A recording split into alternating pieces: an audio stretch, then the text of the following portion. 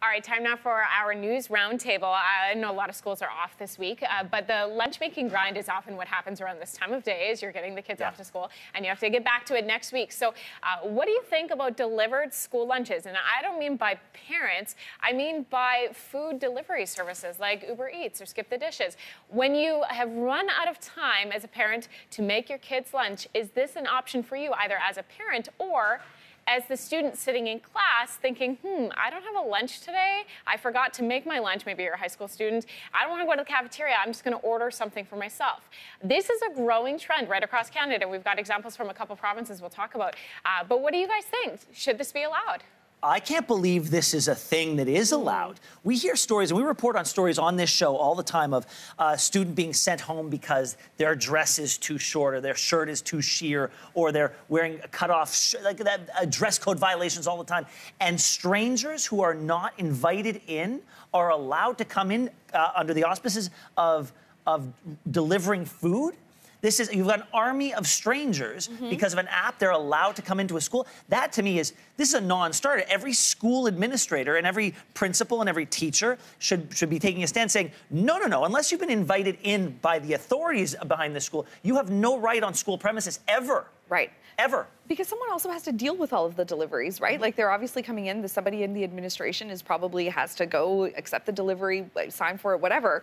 Like, I just don't think that's a good use of resources. And security concerns as well. Also, who is paying for these meals? Like, it's not like those meal delivery services are cheap. Yeah, so I think the advocates of this are parents who are saying, like, it's a good extra option. It's a nice way to treat kids. There's also parents, I mean, if your kid forgets your lunch, you have to go as a parent and drop off the lunch to the office anyway. It seems like in schools that have allowed this, because there are some schools who say, okay, we're going to test this trial period of this and see if we can make it work. It's being treated like a parent dropping off a lunch. The delivery person is heading to the office. Schools are saying it must be prepaid ahead of time. They don't want to be dealing with all of that cash transaction. And so the meal is being dropped off for the student, and then they're calling the student up.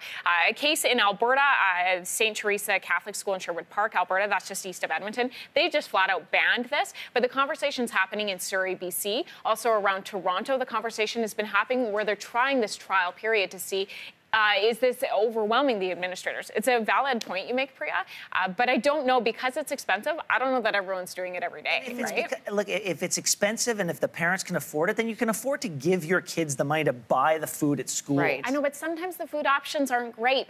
Perhaps they're not the healthiest. And you think the kids are ordering the healthiest food available to them? No, but the options might be more enjoyable to them, right? Who cares? Lunch at school is not supposed to be enjoyable. Never was, never will be. This notion of catering to every whim of every child is nonsense. And you had kids for a reason, and you have to feed your kids. And if you don't have time to feed your kids, figure out how to feed your kids. It's your job, it's your responsibility, and it's not your school's responsibility to act as a concierge for food that you're having delivered to them. Brian and John will not be having Skip the No, Dishes. you won't.